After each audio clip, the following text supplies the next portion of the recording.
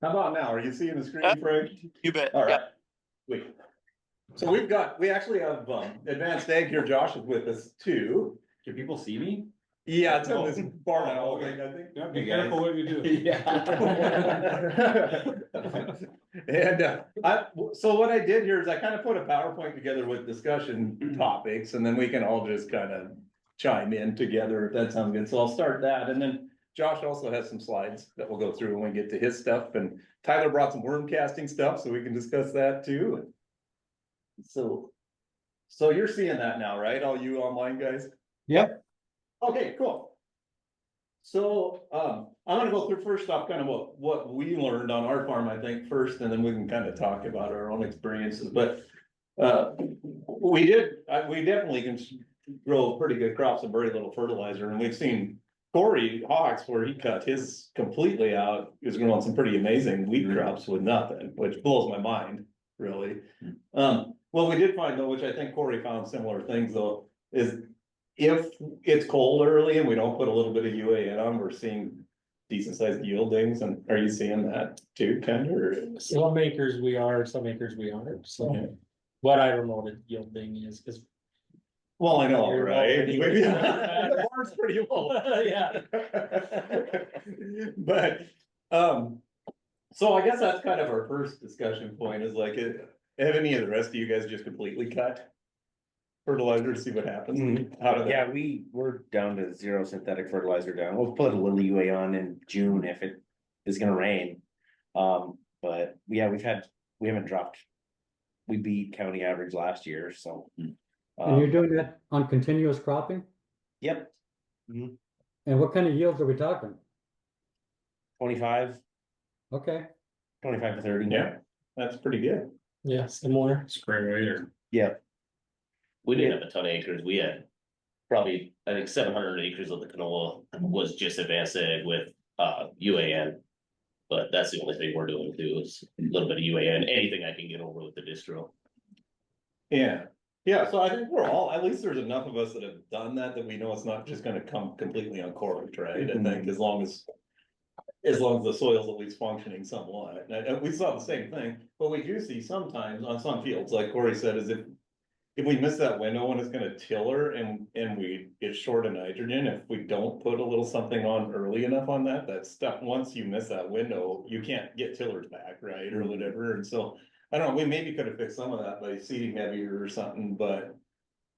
What we've been doing on most of our stuff, if it looks decent in the spring, is just going out and streaming on just 5 gallons of UAN, and that's the only fertilizer we're doing. Now, maybe we're being overcautious, because some of the fields you don't see any difference, and some that might be 10 bushels difference on barley, so I don't. If we have balls like Corey, we just quit, right? It's you have a brain. How's your stuff, Ray? Well, so that's impressive. You guys are cutting it all, and I haven't been that brave yet. But I've seen, so this past year we were putting 100 pounds of ammonium sulfate, and so that's just 20 pounds of N, and then we followed it up with 2 times of melted urea on leaves, and so that's what we did last year. This past fall we just did 20 pounds of ammonium sulfate with the seed. For just like you said, and our compost extract and molasses and fish hydrolysate, but just to compensate for what you said. But I think I really like the melted urea part of it, because it's not very much product, but it gets into the leaves and then doesn't hinder the root zone. So I think we're going to do more of that part. Yeah. Did you say you were doing foliar treatment or yeah. What? Okay. Yeah. So what it ended up being is 9 units of N when we do it, and I think we can go down on that too. But in water, melted in water with a little bit of sulfur, and then you can add some traces if you want, some boron. Our soils are when we do sap analysis, and to me that's what encourages me to do it, is to have sap analysis, so I can at least be at peace to kind of know what if the plant is happy or not. And we've seen a lot of boron deficiencies, and I understand boron is really good on the sword life part of it, but also pollination. So that's at least that gives me a bit of a report card. Yeah, sweet. Anybody else have anything on that, on cutting fertilizer? Like, Mitchell, did you cut stuff too? Yeah, we've cut phosphorus out altogether, starter fertilizer completely out. Of course, all seed treatments are completely out. Right, And then with our rotation with pulses, the only time we've ever put nitrogen on is on some of the summer fall. We still do some chem follow here and there, so sure. that's the only place that we've had to put nitrogen on. Oh, For, sure. for my soil test, cause I go soil test everything every year, so Sure, that seems to be going okay Yeah. too, yeah, good. we're happier than hell. Yeah, it's mind blowing really, isn't it? Like as far as me being in the agronomy side and then thinking if you cut all that, you'd think it would fall apart, but it's not falling apart. No, Scotty had some like that canola. That kind of worked out, but not. Yeah. It was better than I expected. Was it? When you went to Where cut it, it it was, go, yeah. oh, good. Yeah, it showed some like early on there was. Yeah, it was the ladybugs. It wasn't like. So that's kind of the next thing in the discussion. We grew canola without any seed treat or anything, right, or whatever, and it was going, okay, it got all hailed out, so I don't know how it would have turned out, but it looked like it would have made. I don't know, maybe 10 or 15 bushels, which if you don't put money in it is kind of a win on that, I think, so. So, okay, I'll skip ahead to the next thing here. On the cutting fertilizer part, like we talked, all of us, I think, are definitely comfortable cutting the phosphorus out. I don't know if we've ever seen big wrecks doing that. I haven't, yeah. And we've sent tissue tests off a lot on ours and have not seen where that's an issue. So that part, I think I'm real comfortable with the cutting the nitrogen completely out. Like I said, that's where we can still see some issues. And I know Corey had been researching this green lightning machine thing, right? Where are you sitting on that deal? I got 2 of them coming. Do you really? Yeah. Are you guys in the loop on that? So I looked into it. Too. I looked into it and inquired some. Originally, I was a little bit leery because it's nitrate, and nitrate is good for vegetative production, but less for reproduction or for grain. But then it seemed like maybe that's not the whole answer there. So I'm intrigued, and I got a little hard time dropping 40 grand for a machine, and but I've dropped 40 grand for plenty of other things without batting an eye. So Can somebody tell me what the green lightning is? Yeah, there's no No. salt in it. Yeah. So can you explain what that is That's the exactly? big thing I saw. Yeah, it's just basically they figured out a way to take nitrogen out of the air, with like a plasma arc or something, and they, It's sort of, it simulates what lightning does in a thunderstorm, basically. Yeah. So, and so it makes NO2, NO3, and most of that will go through foliar. There's no salt. So how does that practically get applied to a field? I'm it gonna seemed use like- it when I do, like, you can put herbicide in with it, so. If ideal world, I'd put 5 gallons of that, 5 gallons of water and the herbicide in. And go that way, and it's like they claim it's the equivalent of like 3 units per gallon. And it costs 4 cents a gallon to make. pH of it's only 4 to 4.5. Yeah, So you better be careful mixing herbicides with it, right? well, they Because said your they cut rates. SUs will fall apart oh, if sure. that pH is. It's gonna be like perfect with Roundup. Well, of course, you'd have to Yeah, use it with yeah, Roundup because because it's a gonna weak be. acid. kill the right, a weak crop. acid product Yeah. should be fine. Yeah, but you're right, that can be, I guess, an issue with some of this. But It's then what not do you do something- for It's not the something that hard will be water? organic, right? It's got a reverse They osmosis have it system built built in. They in. make yeah. them with our, they won't sell them without them now. Oh, and Craig asked if I don't see why it wouldn't be It's, certified organic, cause yeah. It's Yeah. not, It's but not. they're working They're on working getting on it it. certified organic. Mm. It's- but it's not- they won't be able to. I think they had it organically certified originally, and it sounded like they won't be able to. And you had to add also, you can make with one machine, you can make 100 gallons a day. So if you had to run it, completely year round, 24/7, then you'd be doing 36,000 gallons. So there's a bit of a limitation there. So that's why, Corey, you're bringing 2, I guess, huh? Yeah, and then so right now they've got, it's like an 18-month money back guarantee. And so then they go up to, you can go to a 10-foot ocean container that has them in it that does 1,000 gallons a day. 20 foot will do like 3,600 gallons a day, and a 40 footer will do like 5,000 a day. Oh.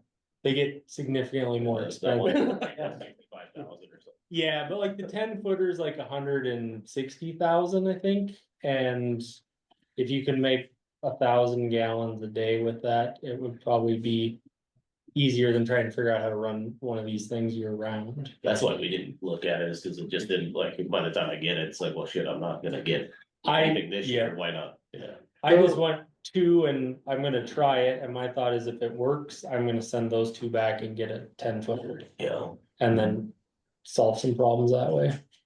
So Well, how, that's I'm still, exciting. 90% sure it's not snake oil. I'm still trying to figure out, so you put this in a tank and you spray it on kind of thing, so you treat some water and you put it in a tank and spray it on, or what do you do with it? Yeah, they said it can be 100% of your spray solution, like it doesn't burn because there's no salt. We're gonna dilute it down just because won't be able to make enough of it to get over enough acres. So we'll drop it like 50-50 with water, I think. That's really exciting that you're trying it, Corey. Some of my reluctance to it is that they say it's the equivalent of 3 pounds per gallon, but they say that's the outcome of 3 pounds per gallon. He was kind of saying that really, if you test the water, it doesn't have that much in it. So it's that part is a little blurry to me, but I'm really, I'm really short to just wanting to get one. Yeah, we're glad somebody's gonna do it. That's awesome, because I think it'd be neat to see how that turns out, so. Right. Well, and if Corey went down 1,000 rabbit holes on this thing, I'm sure, so it's not that it wasn't researched, no doubt. Yeah.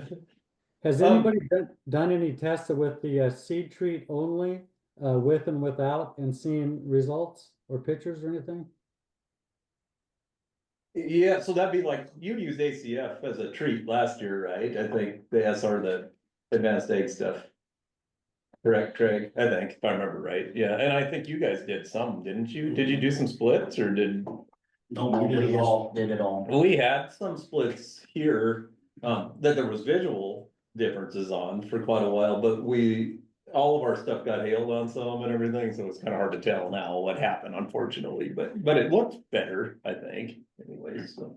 Well, that's at least something, because, we looked at it with the microscope and all that, made sure there were bacteria there. And then we mixed it, we got stuff from you, Corey, the fulvic acid, and mixed it 50-50 with the bacteria. Oh, that's right, yeah. On And seed so- treat only. So have you guys all met Craig? Probably not. So he's out in, like, by Scobie, out there, and he's an organic. Yeah, Wolf Point, between Wolf Point and Scobie, yeah. Yeah, and he's organic, so there's not a lot of options for fertility wise that he can do, and so he's trying some cool, and he's got, are they South Africans that come and work for you? Oh, yeah, we got 4 people from South Africa that come out and do the hard work, right, because I'm too old. No, but there's a couple that are like super smart, aren't they? I mean, they got way into the microscope stuff and, Yeah, yeah, he's doing a good job of trying to sort it out, so it's kind of neat. Greg, we've done a lot of work on seed treatment stuff, a lot of research over the last year and a half. And I'll share that later. Sure. Some of the updates that we have, product development, things like that, because a lot of guys are playing around with it, seeing different things, mixing it with different products. We've learned a lot on the seed treatment side of things, so I'll share That'd be good. some that'd be interesting good to data. know. Yeah, because Yeah. I've got some chickpeas. I'll probably just do some acres, like 2,500 acres of chickpeas this year. Yeah. Organic, and I'm gonna treat it with some stuff for disease that's organic, but I'd like to also, not sure if I can treat it as well with this or not. Sweet. Oh, and then we use FieldView to track all this stuff, and some of you guys are using that now, right? I think, but if all your stuff goes into climate now, on the phone app, if you go in there, you can compare yields by applications in there, so. When we get done, I'll show you guys how to do that, cause it seems neat, you put all this data in there, but until they fix some of that stuff where you could actually split it up, it wasn't very useful, right, so. Now through that, we can go in there and it'll tell us like, hey, where you put UAN and you didn't, there was this much difference, or where you did this herbicide or not, there's this One much. thing we did this year, we bought a little gravity wagon, 380 bushel. Oh, yeah, Put a scale that's super handy at on. harvest, Yeah, right? well, so we Yeah. can zero in on if you're, testing. Mhm. 10 or 20 acre deal, Yeah, just so you can actually see the weight right then, yeah, you know, rather than measure and. that would be good, and that's where we need to do better at harvest. It's like we Yeah. seed, let's say north and south in a field, but then with that strip Mhm. grader, we cut at angles and you just let it collect the data. You should cut those spots out and check it. We don't do as good as we should at that, so we're gonna try harder. Well, it's hard during harvest. It is really hard, especially when the crop's kind of shitty anyway. You're like, oh, whatever. Just wanna get done. Yeah, last year was a get done situation. Yeah. We do have one of these NutriScan things, which you guys are welcome to use. Last year, it was all goofed up on the phosphorus tissue testing part of it, and so I wasn't super confident in that part, but the nitrogen part seems to work good, and they fixed all the P calibration, so I hope it's better. So if you guys ever want to run tests, we just put some arbitrary sample thing on here, like for $15, just so when our guy's sitting here doing it, it pays for his time. We don't care that we pay for the machine, but it's pretty neat that you can do real-time tissue testing, and it's getting better and better, I think, and so what we're gonna try this year to pull more on those splits and stuff and check that stuff, but if you guys try some weird shit and you wanna check it against something else, you can bring it in here and it will show differences for sure. I brought some barley in last. Oh, yeah. Didn't I? Yeah. Yeah, you did, so Scotty brought some stuff in, I think, and Dylan did, I think, so we've got that thing here, I just wanted to let you know that if you wanna use it. Advanced egg will be brewing at our location again. We're kind of limited by the capacity of what we can handle in our warehouse out there, but I think, you guys were kind of talking about eventually getting set up, right, to do it too, which. Yeah, hopefully with talking to Josh here just a little bit ago, we'll be set up, hopefully this spring if we can. Oh, that'd really be make it cool. work. The Brutus units have improved significantly this year in terms of capacity. Yeah. Like you're pretty much tapped out with your machine. I don't know how Right. many gallons you do. We can Or do per about brew. 3,000 per machine inside though. Yeah, Like it's- indoors, and it yeah, still outdoors. takes it's almost 48 hours to heat the water, I Yeah. think, and so that's really the limiting factor in there is that. It's waiting 3 days is one thing, but then when there's 2 more days of heating in there, that's Yeah. where things kind And of. most guys are brewing outdoors too, so like you're Oh, capped out on yeah. 1,000 gallons with that unit, right? So what we've done is we've taken that unit and have created a larger heater.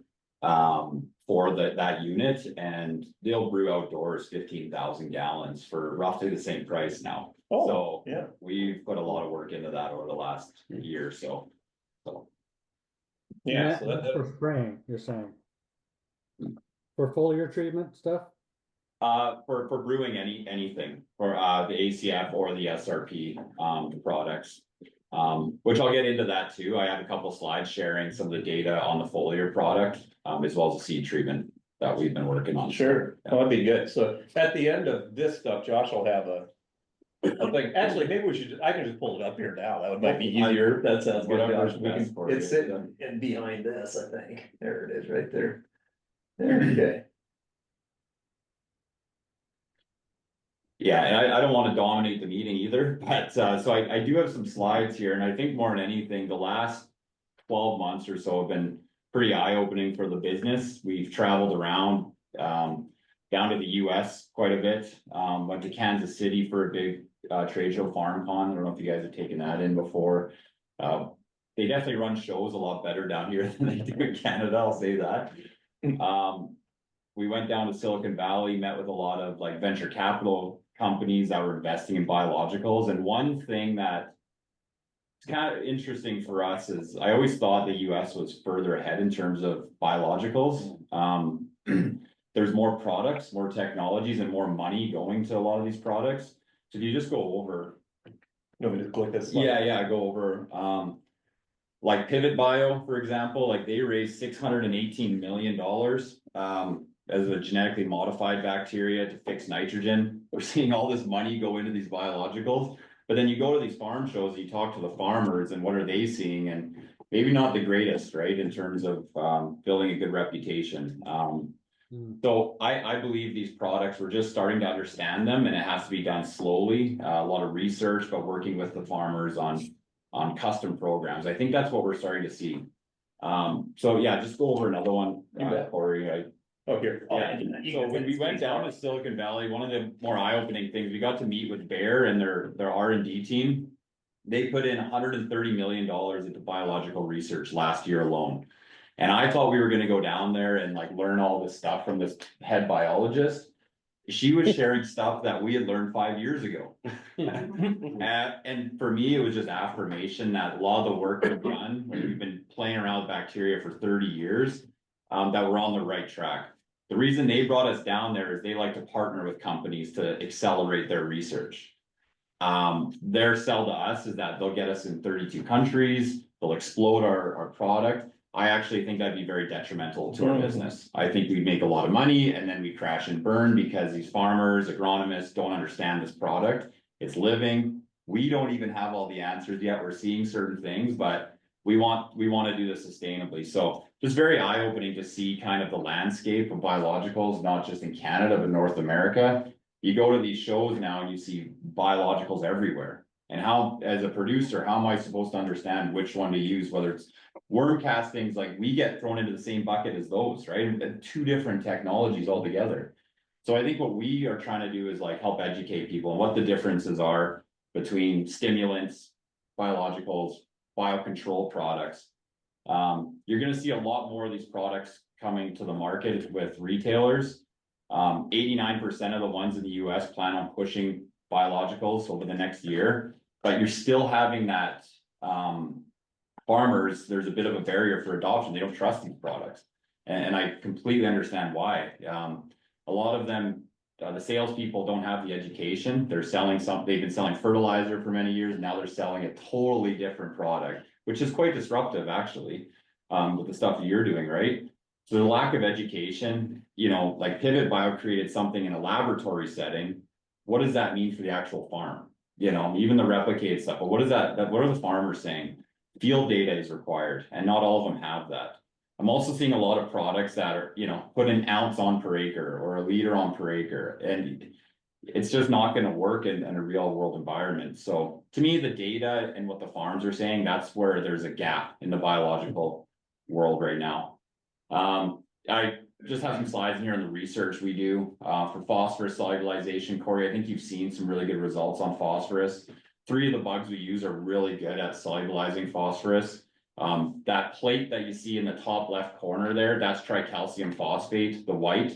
And then we put a colony of bacillus on that white, and that zone of clearing there is orthophosphate. So we put the bacteria through thousands of tests like this to ensure that they're doing what they're supposed to do, rather than just mixing up, you know, thousands of bugs and hoping that they do what they're supposed to do. A lot of replicated stuff. I think over the years though, working with farmers like Corey, the early adopters, guys that are willing to run trials, we've kind of figured out what crops respond best, dosage rates, and just as good as a product may be, how you're applying it is just as important, right? If you're going to go out there and spray in the middle of the day in the wind, you know, these bacteria need to be delivered where they need to be effective. So we're seeing, you know, in furrow on the seed being very effective because they're where they need to be. Yeah, good field trial stuff. I show that because that was kind of my first wow moment. 2 inches of rain out at Hutter colony and 4 both a shitty crop on both sides. But this was on a lentil field, which the reason I'm sharing this is because our lentils in Saskatchewan, that's where we're having the most growth is on disease and drought. These guys are laughing because that's a bumper crop. Scotty's like, oh shit. Sorry. Not trying to offend you. So, you know, the ACF product was kind of our first product for nutrient availability, whether it's nitrogen, phosphorus, especially. We're seeing some results on potassium. We put a lot of work into this biopesticide research. We do a lot of potato acres and a lot of lentil and chickpea acres in Saskatchewan. This was actually developed for bananas. It started off with a study in Dominican Republic where essentially in Florida, banana production has been wiped out completely due to a form of fusarium. They can't grow any bananas there anymore because of that. So we were looking at this study in Dominican on what would our bacteria do up against a conventional fungicide.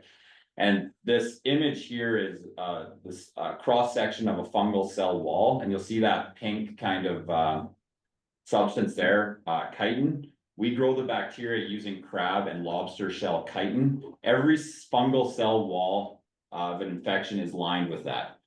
So when we brew it, we grow it and feed it this nutrient source. And then over the last 24 hours, we starve it of that nutrient source so that it's designed to consume chitin. So the last 2 years, we've done a lot of studies on trying to replace fungicides, a lot of split trials on potatoes, lentils, chickpeas, and have had a lot of success. On this banana trial, what was interesting is not only did it deal with the disease better, the disease didn't bounce back as quick. So, I mean, this is 2017, still had a lot to learn and had to get it up on some dryland crops, which we started with in Saskatchewan, split some fields. Not only was the biomass better, and just word of mouth. I mean, you're one farmer away from knowing every farmer in Saskatchewan, honestly. So once this guy had some results, it led to more trials. Our potato acres, we grew 4,000 acres of conventional potatoes with zero fungicide on them whatsoever last year, which is a huge deal in the potato world. These guys will go out 4 to 6 different times and do a passive fungicide. The benefit with this product is not only is it dealing with the fungal infections, it's also solubilizing phosphorus at the same time. We can design the bacteria to do that as well. When we look at the market trends, a lot of the biological growth in the industry is going to be on biocontrol products. So we're pretty excited about this development. But again, trials, tons of trials. We did 4,000 acres of trials in Saskatchewan over the last 3 years with a big corporate farm. They farm about 130,000 acres. So massive, massive farm. So 4,000 acres is a small trial for them. What was nice about this trial is we tried different things. We tried ACF with other products like humic acids, fulvic acids, ACF by itself, conventional fertilizer by itself. And these guys are Harvard graduates. So I really am relying heavily on the data that they got us. Very smart individuals. We made them a lot of money on their lentils. So now they're doing 40,000 acres of lentils just on their farm this coming year. The best thing about this trial program is when we went to their shop, massive shop, John Deere tractors everywhere. It's the most impressive farm I've ever been in. But they had biologicals from every country you can imagine. Their whole shop was filled with these biological products. And I'm sitting here thinking like, hey, I thought you guys were happy with our data, right? But they have a whole program to look at everything under the sun to see which one's going to fit their farm. So to come out on top of that's been pretty cool. This is their brew setup. Those are two, I want to say 20,000 gallon stainless steel tanks. So it's an impressive brew setup that they have. It's pretty fancier cool. ours. Yeah. You can brew beer in that too, I'm pretty sure. So it works as a double there. So to me, it's all about cost. There's no sustainability without profitability, and we're looking at what are we doing on these farms. Corey, I'm sure you'll talk about that a little bit more. And a lot of the guys in this room know that you've cut out a lot of your products to make you more money on the farm. So that's what we're trying to do with our farmers now is, hey, what can we replace? What can we cut back on using these products? So we have a lot of that. This is where I get really excited because this is the seed treatment stuff that we've been working on. Keep saying over the last 12 months, we've probably learned more about our bacteria than we have in the last 24 years. We started doing genetic work on the bacteria. And has anyone done like ancestry.com where you spit in a tube and find out you have a cousin in Norway somewhere? And I'm afraid to find out. Yeah. But we know that exists, right? Like humans can do genetic work. Like we've only been on Earth for however long, but bacteria have been here much, much longer. So when we look at the genetic makeup of these bacteria, we're learning a lot about them. And our focus really is on drought and disease. So we took 4 of the more common ones that we use and basically all of our products, and we've put values to a lot of the disease, drought, and plant growth promotion properties. And we've like the ones highlighted in blue are directly related to drought tolerance. So now what we're going to be able to do is isolate the right bacteria for the right purposes. Let's say a guy wants to go after just drought. We're able to put that on a seed treatment product that has a stable shelf life of 2 to 3 years, put it on the seed and off they go. So right away, I mean, I've been trying to break through this barrier of no brewing. I don't think we'll ever get rid of brewing. I think it's the best way to deliver high quantities of bacteria, the cheapest way to do it. But at the end of the day, this is a way for guys to try something and not have to brew. So this is on disease control. The blue is on disease control. So you can see the biocontrol and we're probably seeing this on a variety of different crops, you know, on the potatoes and lentils and things like that. The genetic stuff is very, very important. And I think if you have a biological that you're looking at, if they're not doing this work, they're actually pretty far behind. And yeah, so what we've done is we've taken this genetic stuff and have developed a seed treatment product for guys to try this year. We ran 2 field trials last year. One was on irrigated peas. And this one was interesting because he thought he would see the peas pop out of the ground much quicker. There wasn't much visual difference early on in the growing season, but in terms of all kinds of different stress properties, by the end of the growing season, we had probably the biggest line in the field we've ever had. So we had a 15 bushel increase on this trial.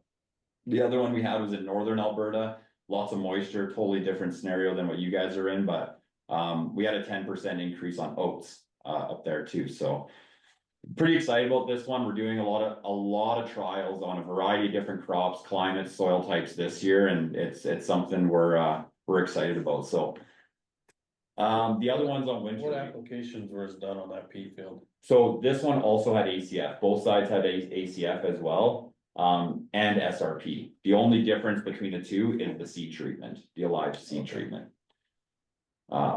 So yeah, I have a ton of data on this, 2 years of like greenhouse work, some field stuff, some plot stuff, and we're looking at rolling it out for more field research this year. So do you know on the control, did they just not have, or they'd probably put treat on like fungicide or something? yeah, I'm not sure. So that's what we're looking at, comparing against other seed treatments. Sure. So we're working with this group out of Germany on winter wheat right now. So this spring I'll have some really good data on, I think this is Syngenta Celeste. It's a fungicide seed treatment versus our seed treatment. And just after 14 days, we're starting to see a difference in root development. I mean, this is huge for us. If we can show that not only we're performing as well, but better than the big guys, Syngenta's already talking to us. So I'm in no rush to work with these big companies. Honestly, I think we want to do it right and do it well, and we have a lot to learn still. Yeah. But the seed stuff's very, very interesting and very intriguing. So I have papers available, research data that I can send to everyone on the seed treatment side. What you guys have been doing with the brood stuff, I think there's something there for plant growth promotion, but I think in terms of disease and stress and drought tolerance, this product's more designed for that. So yeah, that's all I wanted to share. I do have, like I said, I have some tech sheets on the live seed on how much you put on based off the data we've been doing, and we'd be open to just getting you guys some for trials, whatever it may be, right? That's just a pre-packaged. Yeah, pre-packaged, Okay. put it on your seed and off you go. The one thing we don't have data on is like if you have a seed treatment on your seed already, is it compatible with that? I have a feeling it's probably gonna kill off a lot of that bacteria, so. None of these guys, I don't think, do that. Okay. Which is good. Okay. And it's do you pretty know common. roughly what that costs, like per bushel on wheat or something? Canadian, so Oh, it's sure. also good for you. Yeah.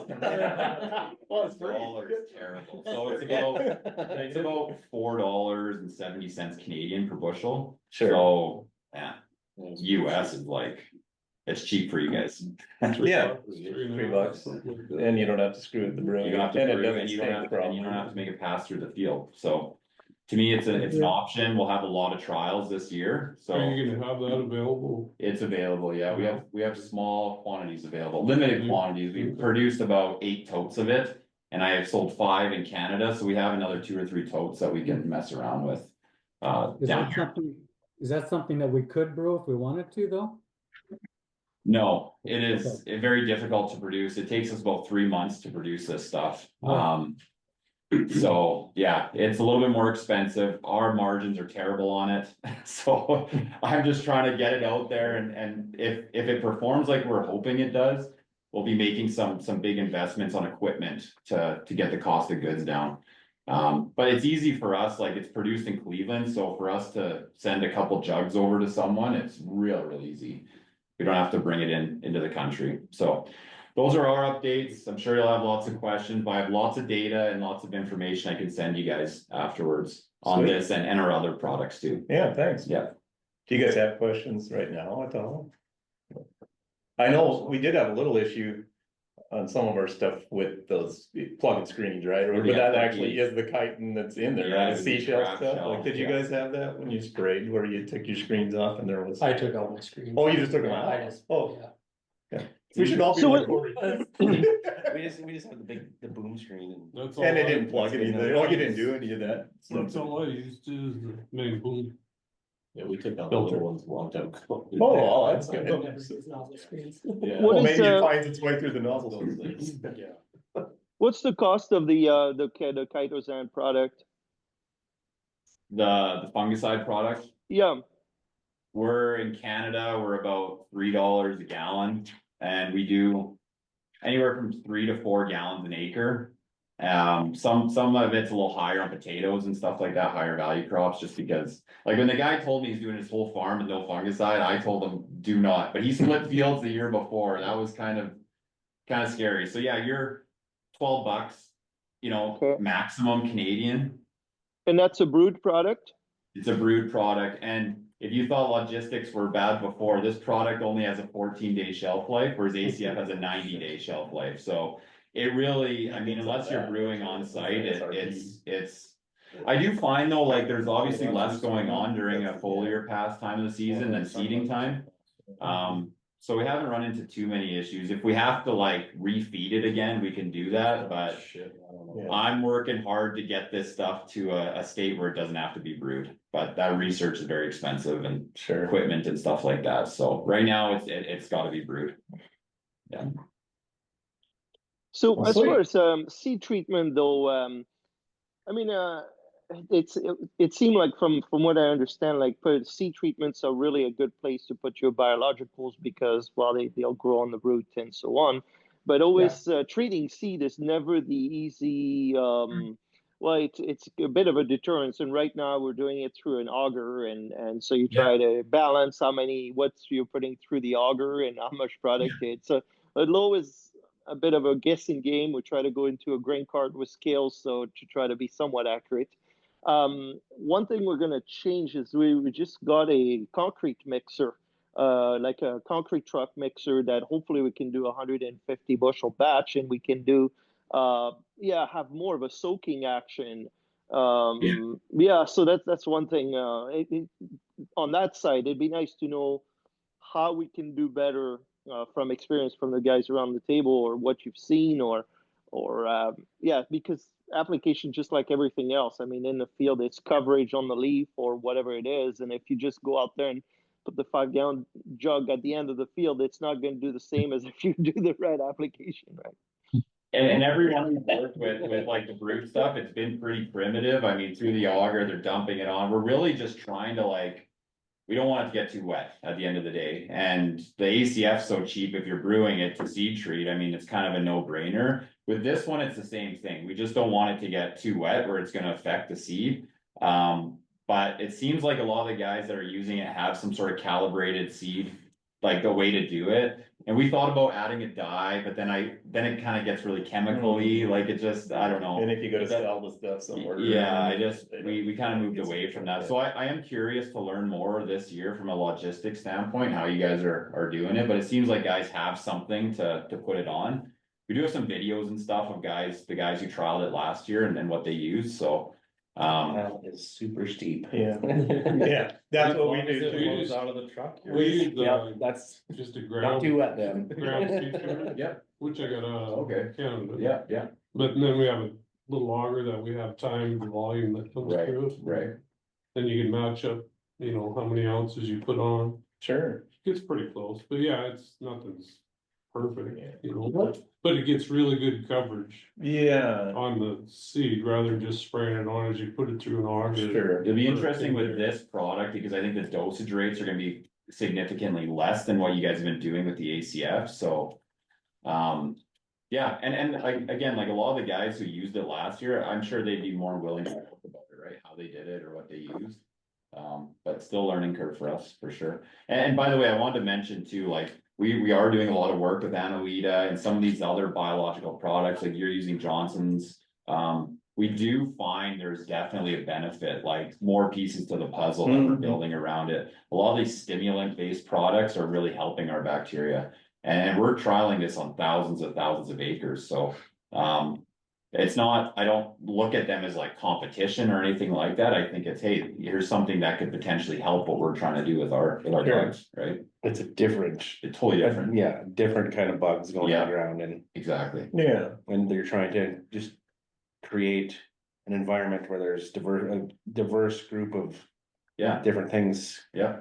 There's benefiting. no one silver bullet, and I Mhm. think that's what, a lot of guys want that, right? I think just as humans, we want that, but there's multiple ways to look at it. So we're trying our products with different stimulants, different humics, fulvics, this stuff, just to see what's responding the best. sure, perfect. So we're actually on the seed treatment slide now, just by coincidence, but we've just been doing Johnson Sioux and fulvic, and that fulvic stuff really does something, I think, doesn't it, as far as getting stuff to germinate quick, so. And we've done a lot of work with that under the microscope to make sure it doesn't screw stuff up, and it seems like we can mix that with pretty much everything, but.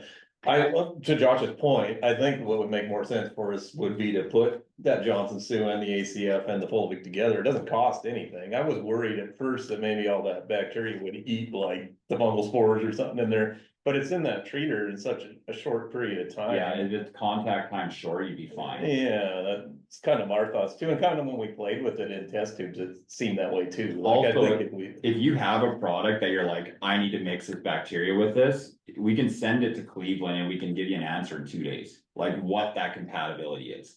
Oh, So, cool. yeah, the laboratory there, it used to be just John and his daughter and small Yeah. science team. We now have 7 lab techs and 3 PhDs now working every day. Oh, So wow. for us to turn around and, like, we did a study with urea and got that back to the guy in 2 days, and yeah, so. Well, and I noticed on some of your data before that you had, it showed, what's the stuff you use for phosphorus, Scotty, the liquid stuff you were using? Oh, the nature stuff. Yeah, like sometimes like Nature's, it seemed like didn't do as good as some other products for some Yeah. reason, right? And it's probably because it hurts it more or Yeah, something. salt is a big one. That really kills off the bacteria, right? So we. And even though like they say some of these products are low salt, there must be quite a bit of difference in the low salt from For one to sure the there other or is. something Yeah. maybe, so. Yeah. So, I know. So we increased our seed soak rate too. We were always scared it wasn't gonna come out of the truck or something, but.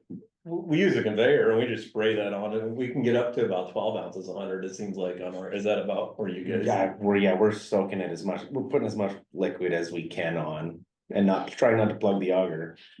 I've done Yeah. that where it's not. Yeah, with an auger, It's a bad really thing. bad.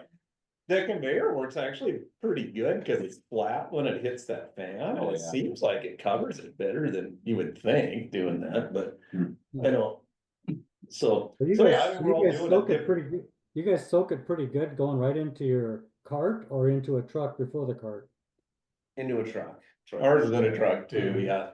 And it'll pile up when it looks like Mhm. it's Yeah. not gonna, but it soaks that up and it comes out of there usually, doesn't, unless you do it on flax or something stupid. Oh, yeah, I don't even touch any, flax, I never put anything. in. Yeah, I don't either, 'cause that stuff's Well, like cement. Like That's 2 drops actually of interesting. rain. I thought flax would be a problem, but we've treated flax with kind of like a gallon, 1,000 pounds or so, and actually we do okay with it. Really? Yeah. Huh. Braver than I. Yeah, it seems like it sticks to everything. Well, that's That's good to good. know, because I was thinking about doing a 1,500 acres of flax this year too, so, yeah. Well, that is good. So we're gonna kind of get back off track a little bit from what we were talking about, but just going through some of the other regen stuff we're doing, and then at the end, we'll just kind of summarize this, but on the bale grazing end, what we found that works best, if we use too low of carbon to nitrogen ratio hay, like crappy grass hay or straw, it just sits there forever and it kills the grass, because the cows won't clean it up very good. But when we bale graze, it seems like it's worth the money for us just to spend more money on decent hay, and then the piles go away quick. It's just the same thing as if you had peas versus wheat, right, in your stubble. So that's kind of one thing we learned there. Really excellent grass response if you do it correctly, and if you don't do it correctly, those spots stay dead for 4 or 5 years, right? Is that kind of what you see too, Corey, when you? Yeah, yep. Yeah. Yeah, There's not many. Oh, Scotty, you built great some, didn't you? Yep, we did. Where we have really good luck actually with it is on alkali spots, if you can get them out in those spots in the winter, because where we had cover there, it seemed like that stuff broke down quick and there's actually grass growing back in there and stuff, so. We did it on like just the shittiest sage. Yeah. Down there flat. There's some weeds coming and stuff now. I don't know exactly what they are, but it's something and Yeah, That's what we anything see. that's growing is good because it digesting that salt in there, so.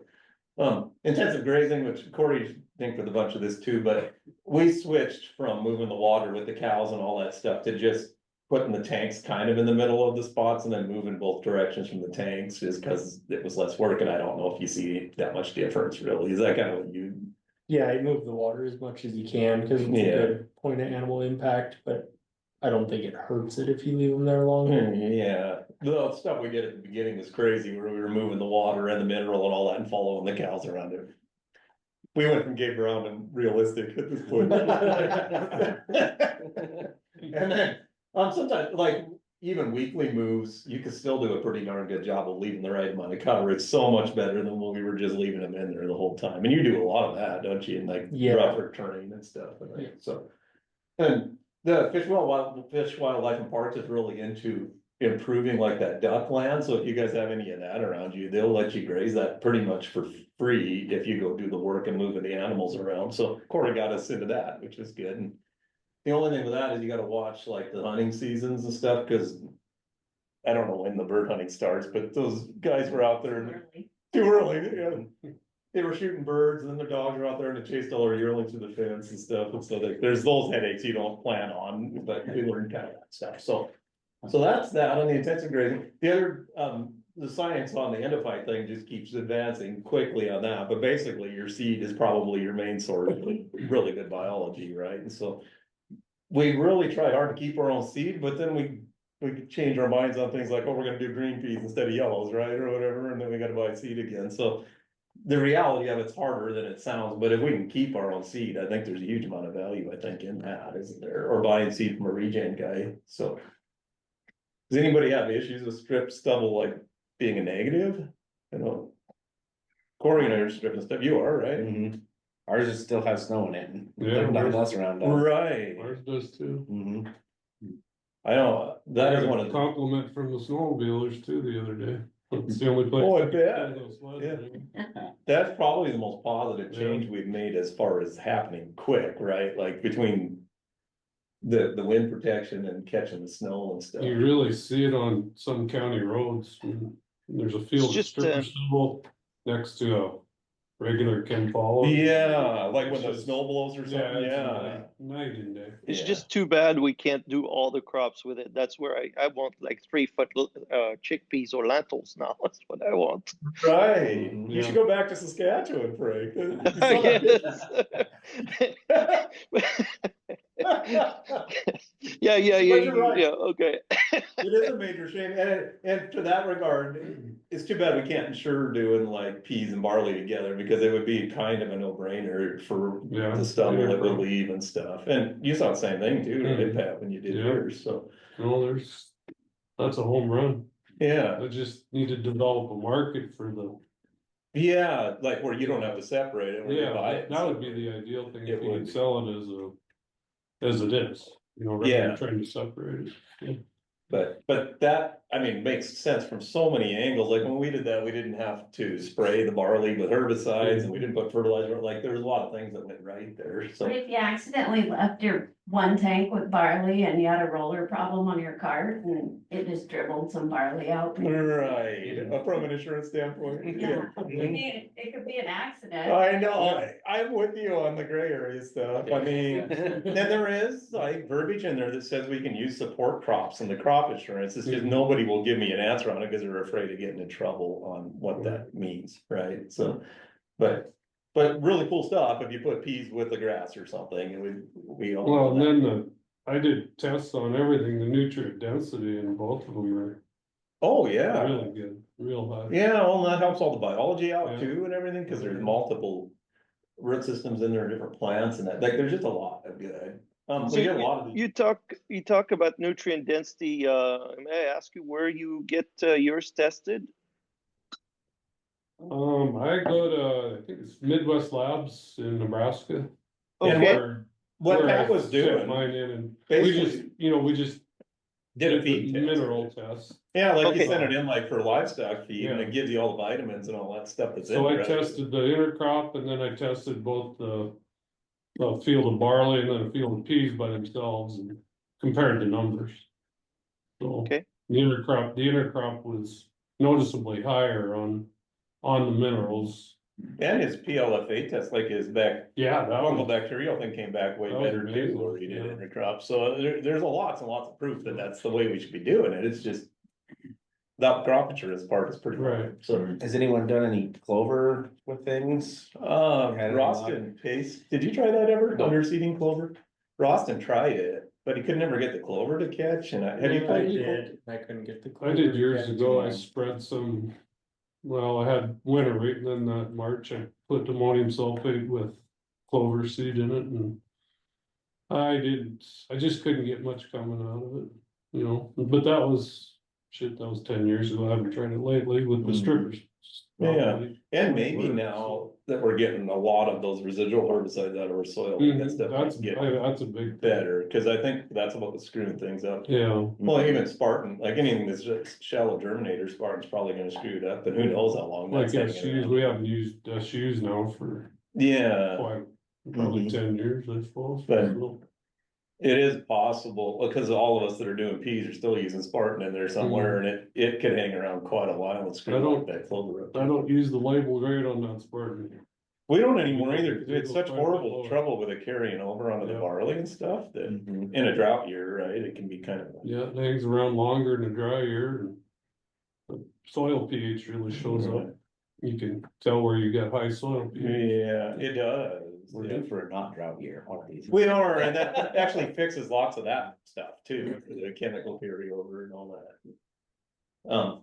The Johnson suit thing, that is super biology that you get out of those when you build them, isn't it? We've got now stuff that's 2 years old that we're about to check, which is what we'll be using this next year, and we'll see. I don't know, my thought is it would probably go more to like fungal spores and things and not actually alive, because we've kind of run out of the food source, but there's nothing wrong with that, right? We just put those down with the seed, but we're gonna wet those back down and check them and see what they look like. How many of those did you do this year, Frank? Well, we had 40 and we did another 20 this year. It's got 60 Johnson suit totes.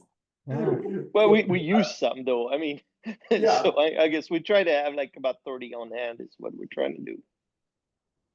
You were doing yours, just leaving the plastic in there, right? And cutting the top off, or I can't remember. Yeah, and actually, we found that it's really nice because, well, like in Montana environment, it's so dry, so it tends to you have to water less when you leave the plastic. And some people say, well, you don't have enough oxygen getting to it, but what's happening is that it retracts from the sides, so there's probably a half an inch gap between the plastic and the Johnson Sioux. So you actually have just as good of an aeration from it. So you have maybe a little less product per tote, but it's a little bit easier to make. I mean, you did some too, didn't you, Corey, now or not? Or- Yeah, but I like get off track and never water it or Right. anything. Mark said you found some on you can buy it on the internet. Yeah, I'm just gonna buy it from somebody that knows what they're doing. Oh, So sure. I don't We mess it got up. 6 of them in Yeah. my garage right now, so. Oh, sweet. Would We gotta you send have them to off. pay? Would you have to pay for Johnson Sioux? Maybe there's a business 400. opportunity. I think it's $400 for 50 pounds. It has a seed Okay. treat that goes quite a ways. Yeah. Oh yeah. Yeah, there's definitely would be a market for someone just to do this, right? I mean, we've kind of been doing that here ourselves, just to help. I get a little from you for. Yeah, and you can go a long ways with seed treat with it, for sure. So that's good. On the cattle stuff, I don't know how many of you guys are in the equip thing where they're paying you to put water stuff in, but these tire tanks are awesome if you do them right, aren't they? I think, Corey, and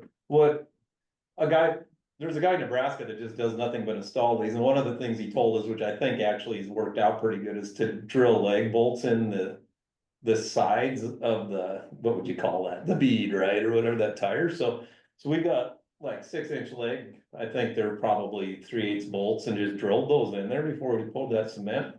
And what he said he sees with that is that cement, if those things settle at all in the middle or whatever, it'll just follow the tires up and down, like it kind of pulls the tire down with it. So that's one thing we learned there. If you've never done those at all before, you fill that full of cement in the middle and fill it full of water, and the cement cures under the water, and it cures pretty good, doesn't it? I think Corey did his different where you dug them down, didn't you, down in the ground? So I did some underground ones that like had 3/4 of them are covered with like old telephone poles, and then we put dirt over the top, so they're like winter proof. We had them running when it was 30 below, and we never chopped ice out of them. yeah, it's pretty impressive, really, how that worked. And some of the guys that break ice on these just run into them with the tractor too, which I don't know if I have the balls to do that. But they're tough, like they're actually pretty good deal with you. I was kind of on the fence about it, but now that they're all installed and stuff, they're pretty slick. And they, on the cover crop stuff, what we found, at least with ours, because we're so particular on leaving cover, is we were putting way too many turnips and radishes in there and stuff before, because they're kind of sexy or whatever, right? Like they look good, but, and it's good cattle feed, but we have had a lot better luck when we've been probably 60 or 70% as oats and stuff like that, and less of the turnips and radishes. But is that kind of what you guys? I haven't found a turnip or a radish yet out in the yard. Oh, you have it? Yeah. Well, we can get the turnips and radishes to come in there good. They just, once they're raised or whatever, when they freeze, they just go away and then there's no cover left. It's kind of like putting lentils or something or something. But we did get to where we can make it look almost like strip stubble if we manage the grazing right, which is good. So, on the cover crop stuff, the nitrate thing can be a big deal, and that's mostly in the kochia end of it, we found more than anything. So if you got kochia patches and leave them in there too long and they eat that, we've had multiple dead calves in there. And then on the warm season grass stuff, we can test for prussic acid here. We got the cytesmal strips or whatever, and so you just put that in a Ziploc bag, and if the strip turns blue, you know it's high. So there is a way to test for it, which is good. And then the hard thing is not to overgraze those, because usually it's when you're kind of getting short of other feed that you're using it, right? But Corey does a lot of, you use those in the winter quite a bit, don't you, or whatever? Yeah, we've been doing them like after the snow hits mostly. Yeah, and that's good, because then if you overgraze it some, then you're gonna see it right away anyways, next year, right? We've never had a fire with our stripper header since we put this stuff under there, other than we let that wear too much. For one day, didn't we, when it was hot out and we started a little fire in the middle of the field, so it just. And we knew it was just a little bit was exposed, but it was, we were just finishing off, 30 acres of a field and. Luckily, it Yeah. wasn't windy, so it just started a little campfire out there. But, When you get a fire and strippers stumble, you know you got a fire. oh man, yeah, That's the scariest thing I've ever experienced. it is us too, Yeah, like we had that a thing. chopper bearing go out on Oh, yeah, a 7120 case combine, and holy cow. yeah, it's wild how hot that burns, yeah. How thick a Explosive. poly, bro? It must be 1/2 inch thick, we can go look at that afterwards, we have some out in the shop, and you get that, at least this came from, is it Gempler's or whatever, that does the grain elevator Great stuff. Falls. Gerber's, maybe it's Gerber, Gerber's. Gerber's. Yeah, so they'll cut those sheets to size for you down there, and we just, the one thing we did learn is we had these hardened steel skids on there, and we tried to just drill those out with a drill. I mean, we went through 20 bits. Yeah. Like, I'm not a very smart machinist, but we eventually put them in the drill press, didn't So- we, with the hard So steel. Corey, I was wondering, I was told that if you have stainless steel plates, then actually it doesn't arc like regular metal, or maybe these are actually stainless steel. I don't know. I've heard of. These are. Yeah, Yeah. no, that is true. Isn't that true that stainless doesn't spark so much? I think, I mean, and most of that header is stainless, I think, isn't it, or parts of it, but the skids, for some reason, were either mild steel or like hardened steel, and the hardened steel was really bad at sparking, but we have never changed those skids out now, have we, since we put that on there, and we've hit a shit ton of rocks, haven't we, over time here, so. I wonder But if that- they would have them available in stainless steel, and if that would make a difference. Yeah, that's a good question. Or if you could even just cover them on that or something, yeah, that's a good point, Frank.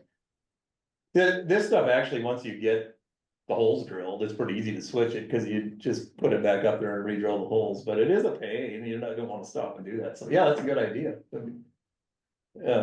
Let's see what else we have, on the liquid stuff. We had a lot of trouble with these getting biofilm in it, which you'll see in the next thing, mostly that was us just not cleaning it out when we should have, it wasn't it, and so Mhm. now if we're gonna shut down at all, even if it's not cold out, we just blow all this out and you don't have that problem. But if you leave liquid sitting in there and it has sun and it has heat, you get, well, I think maybe there's a video here. On the next slide of that, if I can get it to advance here. So that uses a pressure regulator on every line? Oh, good question. So, yeah, there is a check valve on every one of these lines there, and they pop off at like 5 pounds or something, I think. And so that keeps pressure. There's orifices in the orifice is actually these metering tubes, which the good thing about those is the hole's like probably 10 times bigger than an orifice liquid fertilizer kit. So that's the restriction there. And then we have check valves in there, but we could have probably just taken those all out, because we just quit even having it shut off when we turned corners or anything. So it's just, is that what you guys are doing too? We must have got some COVID era measuring tubes. No holes in them. They sold you tubes with no holes? Yeah, they sent them to. We were beating our head against the wall. Why can't we get stuff to go through these tubes? So we sent them back and they told, they're like, oh, God, we're sorry. Sent us new tubes. Oh, that sucks. You know, that kind of sucks when you're out trying to see. Yeah. I have enough other things fighting me, I don't need. the Yeah, tube. I don't need a solid base metering tube. Yeah. Cause the holes are so small anyway on the. Oh, totally. On the ones, you know, for the rates we use. Yeah. They're pretty small, but I haven't had trouble with them plugging actually, but just when they're solid plastic. Yeah. Didn't work too good, but. Are you using that same kind of setup or what? I can't remember. That's what I have, but I haven't put liquid down in 2 years now. Oh, right. Yeah, I got tired of fighting it, so I just gave up. yeah. And So you we just we use squeeze pumps for that way we can put a little more crud through the liquid. Yeah, I've got something like that too, a peristaltic pump. Yep. Yeah, yeah, and those are those pretty trouble free too? Those, Oh, oof, I wouldn't say they're trouble free, but they seem to, when we had orifices we could never make work for what we were trying to put through. The pressure, or what is they call them, the metering hoses are better. But I mean, it's all about volume. If you can put more volume, well, then your holes are going to be bigger, and especially the Right. metering hoses.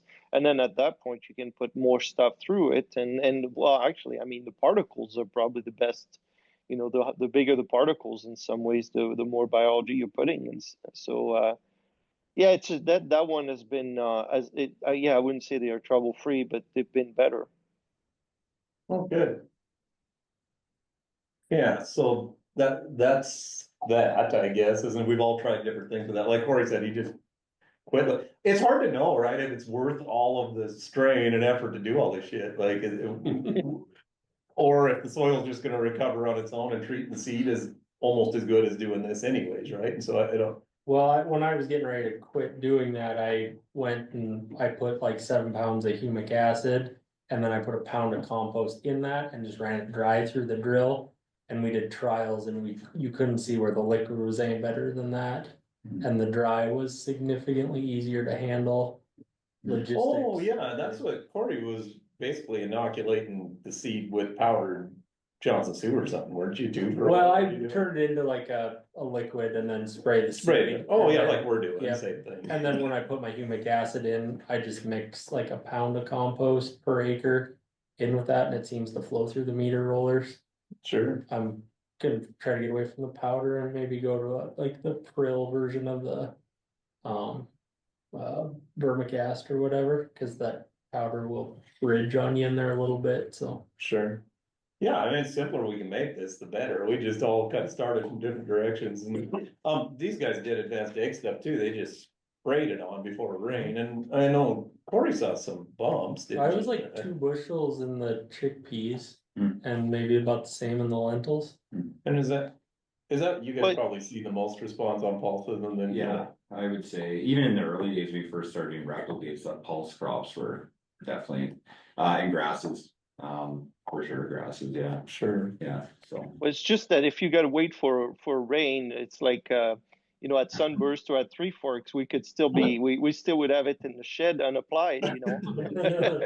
Waiting for perfect conditions. That is true. And I mean, common sense would tell you putting it under the ground would probably maybe be the best, but we don't know if it's worth the effort, right? I don't, that's good. Yeah. So Yeah. last year we did some trials with putting some vermicompost in the seed with chickpeas, and we were actually putting through a TMR mixer and trying to put more because, well, more is better, right? And it worked okay, but we were having some bridging issues with putting. I think we were trying to put 10 pounds of vermicompost with the chickpeas, and we would get the meter to have trouble with that. So I don't know. Sometimes more is not better, I guess. Most of the time. You guys can see that, but that's what happens if you. Looks like So you have some really good biology. we knew we were going to throw these things out and replace them because they got weather checked, so we just got lazy and didn't blow the drill out. But it's wild that went from liquid to that in like a month, didn't it? And that may have been, that was probably advanced egg bacteria that was in that, wasn't it, at that point? I can't remember. I think it was. But either way, the Johnson Sewell did the same thing. It shows you there's stuff alive in there because it's, Yeah, good biology. and it's the same thing like when we brew that stuff, if you don't clean that tank out Oh, yeah. consistently, especially poly tanks, like you get a lot of. We have a lot of guys brewing in flat bottom tanks, you can imagine. Oh, man, like I can imagine, yeah. Not worth it. Yeah, the cone bottom, and even when we leave, like when we brew ahead and you left that stuff. For maybe 3 weeks in those tanks, the bottom looks like your septic tank kind of, right? I mean, just the Yeah. sludge on the side, Yeah. which is It's like an expected, I'm enzyme, sure. yeah, exactly, that's normal. Yeah. Obviously, we've all had these issues, but settling issues, you had that a lot when you first started, didn't you? Yeah, when we first started, my screens looked just like that, way too much. But, and even if overnight, if you didn't bubble the tank, if you left any amount in the cart and you didn't bubble it, Right. you'd have 2 of those. Yeah, and then it will sort itself out. Then it usually Yeah. is fine, but yeah, just keep an eye on your pressure when you start. Yeah. If it doesn't come up, you've gotta go clean those big screens. But we didn't have any hoses plugging, so it was working. Yeah, the screen worked, Uh-huh. yeah, but the bubbling, it's weird, right? Like those clay particles are gonna break apart and then it'll go through there, but if you don't bubble it. No fun. So we're kind of at the end, I guess, but as far as other products, you did quite a bit of work with the worm castings. And I'm not a good salesman, just a farmer that stumbled into this and started selling it, but the one trial that I did keep track of, we used the prills. We put 25 pounds down with the drill. And it was a 3 bushel bump in our peas. Well, Sure. compared to nothing next to Sure. it, or just the Johnson Sioux, or not Johnson Sioux, but wash compost. And then I think the liquid stuff is probably more, it's cheaper and it's more efficiency to it. To put it underground, but I just didn't do it last year, and Sure. I'm probably gonna try some of that this year. We did foliar applications. This actual sheet here kind of tells when you can put each product on and when you're gonna get the most benefit, so. They just gave us this spring, so. Sure.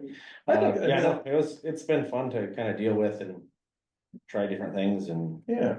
it seemed like our crops held on longer where I did the foliar applications. It all died because it trouted out. Right. But it tried to hold on for a while. Yeah. Yeah. It's a good. cool business model what those guys are doing too, because it's really hard to do worm castings on your own, right? And they certainly have their fit for like home plant growth promotion and stuff like that. So, They're actually using a Brutus to produce their worm cast. Oh, they are? Yeah. Or- for the liquid stuff? Yeah, so their facility is in Alberta, I think, and yeah, they bought a Brutus and apparently they use it to produce their worm cast. So I know these guys really well. We'll have a lot of trial acres this year. Oh, with kind of both combine it. products. Oh, that'd be cool. Oh, Awesome. Yeah. So doesn't seem like they'd be real synergistic things For that you sure. would get. Yeah. Yeah. Yeah, well, that's What did that cost? Like, could you? I think, so the liquid was $7 an acre Sure. ballpark, and, the frills are $1 a pound, so it was $25 an Oh, acre. sure. Which if you cut regular fertilizer out, it just kind of replaces it a little bit, but Sure. the stuff you're benefiting, I think it's long term. I don't think you have to put that much down every year Yeah. in the same fields. I think you can adjust that down or just use the liquid or a foliar application. And I'd like to do more foliar stuff just because it's a cheaper way to do it. Sure. But saying that, I did see the results with the dry, so. Sure.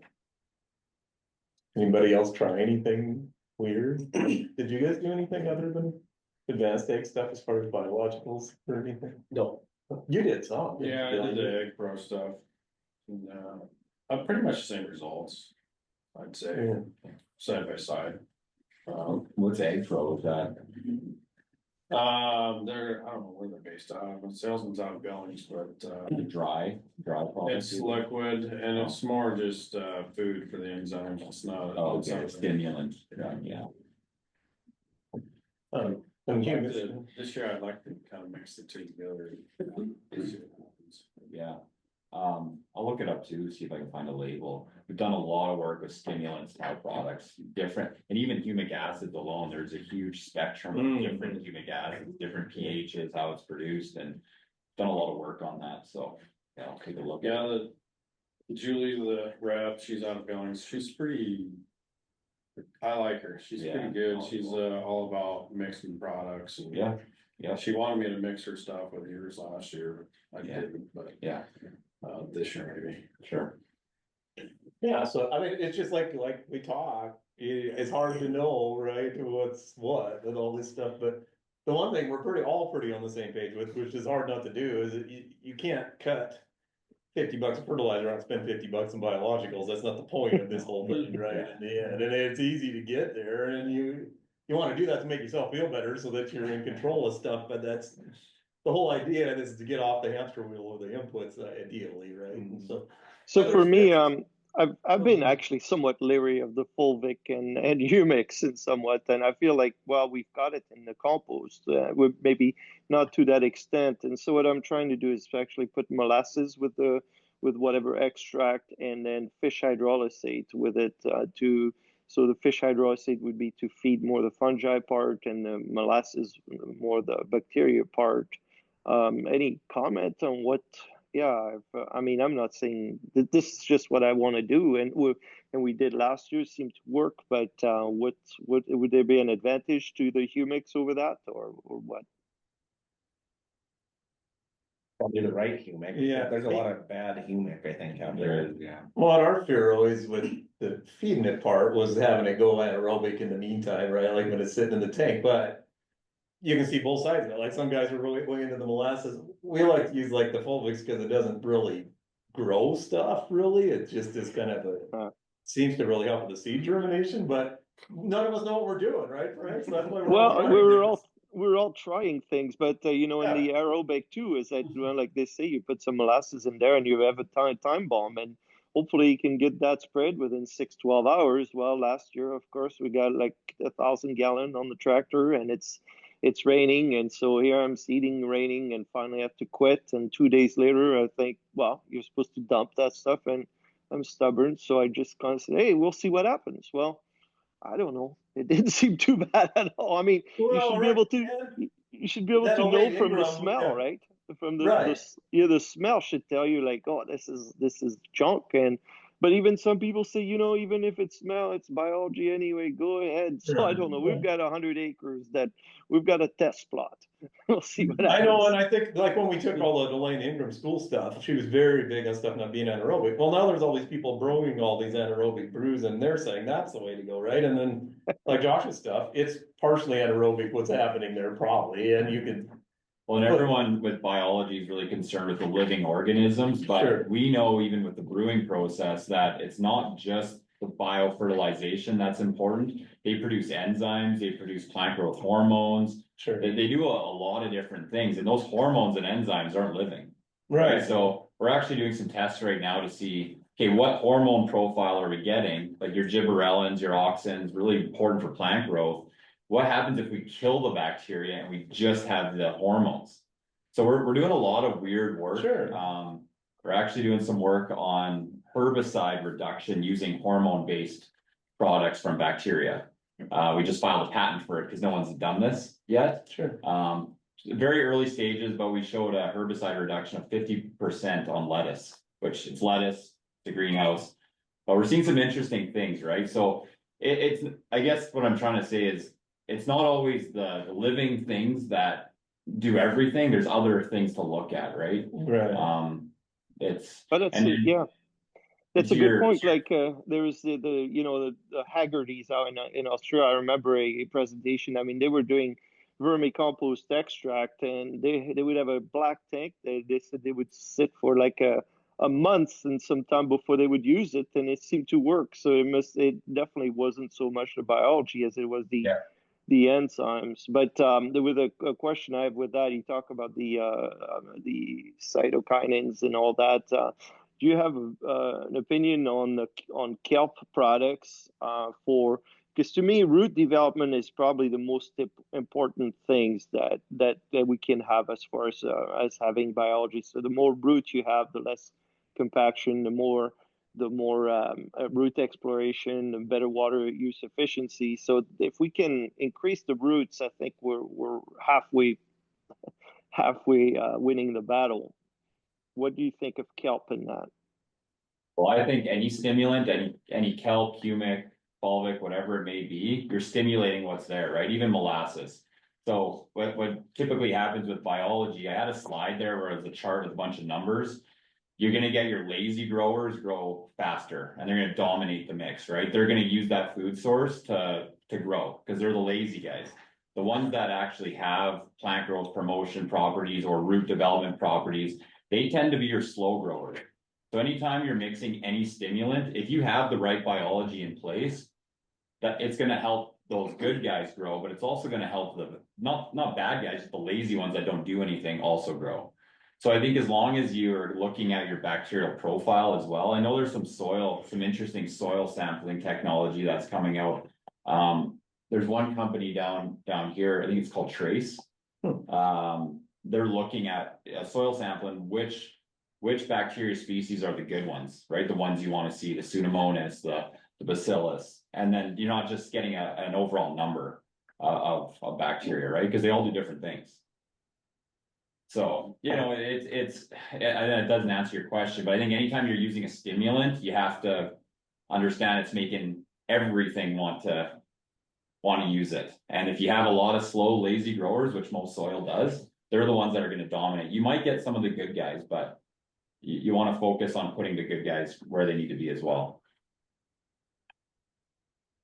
Okay, this is the last slide here, I guess, but we're on the drill topic, but I don't know, we run a case drill. We pretty much completely rebuilt the thing and almost nothing that's on this case anymore, basically, so.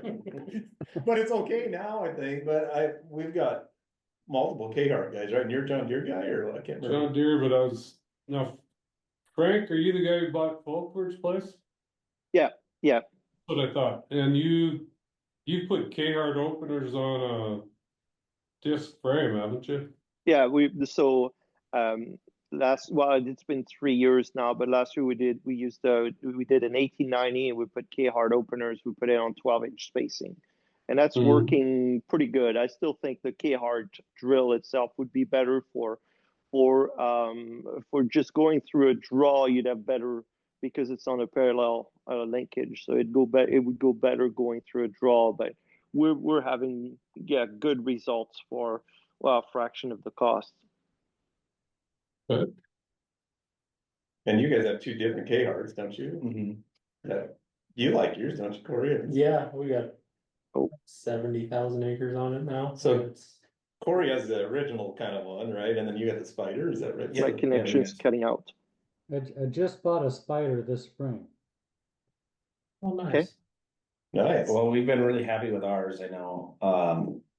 We've got a John Deere 1890 then as well, and we have about this, I don't know, same number of acres on both of them. And the K-Hart discs, I haven't even taken a spacer out yet. Really? Yeah, so, Hmm. and the Yeah. deer discs are shot, like, then we Yeah. couldn't seed another acre with it. So the Well, we deer, we should. would do Probably we would do find- 10,000 acres on disc, and we did 23,000 on the K-Hearts, and now we're gonna change the disc, but we probably could go a little more. Wow, that'd be sweet. And it's so much easier to work on. Oh, man. Really? Yeah, it's a dream. I mean, compared to the deer, Oh, I'm not excited to change the discs on that this year. oh, yeah. Had to trade it off. Yeah. I haven't been getting that many acres on my K-Hart, it's like 9,000 is the furthest I've worked on mine, but we've got a rock too, so. Yeah, that's probably what we would expect then too, something like that. And you seed pretty fast, don't you? I mean, 6-ish, oh, well, it's not. not crazy. No. Well, it seems as though the consensus really is that the KR is probably the best one of all these, isn't it? I mean, I don't have any experience with. our case drill is fine. It does a good job of seeding, but there's just a lot of weak points when you buy one of those, like those bushings that seeds up and. You're still using the Virgo, aren't you? Oh, it's probably as a Like go, that? that's right. Yeah, I like it now that we're used to working on it a little bit and getting around it. It was kind of a project when we bought it, but it's in pretty darn nice shape now. We bought some notch discs from Ready. I just wanted to look at them, Oh, try yeah. them and see it. That's my biggest thing is we're not stripping and that distro, like, on any kind of barley stubble up here, it seems to, it's tough to avoid hairpinning altogether. Oh, sure. I don't know. But yeah, I like the Burrow. It's heavy duty, it's built really well. And it's heavy. You can really get after it on the down pressure and stuff. And How many acres are you getting on disc? I just usually we change them once a year, but we could get up to 7,500 pretty easy. I would say. Well, sweet. Well, do you guys have any questions online here? We're gonna eat lunch, I think. Frank needs to get back to his wife before she divorces him, I think, so. We're on vacation. Hey, this is vacation. Hey, talking about this is it's just as fun as being on vacation. So I just took an hour and a half. So, so thank you guys. I really appreciate the invitation. And yeah, have a good lunch. And hey, what would be really nice is if we got on a bus trip and we would just kind of maybe do a couple days and we'd just do a half a day per farm. Man, that would be so much fun. That would be cool. That'd be cool, Frank. We'll do it, man. All right. Super. Well, you guys have a good one. Hey, thanks. All right. Yeah. Bye. We'll see you guys. I guess we're taking off then. Yeah, unless you have some questions or anything. Oh, yeah. That's... I'll get with you later, Corey, about getting stuff. Make sure I have stuff ready for spring here. Sure, that'd be great. All right, thanks, guys. Okay, see ya.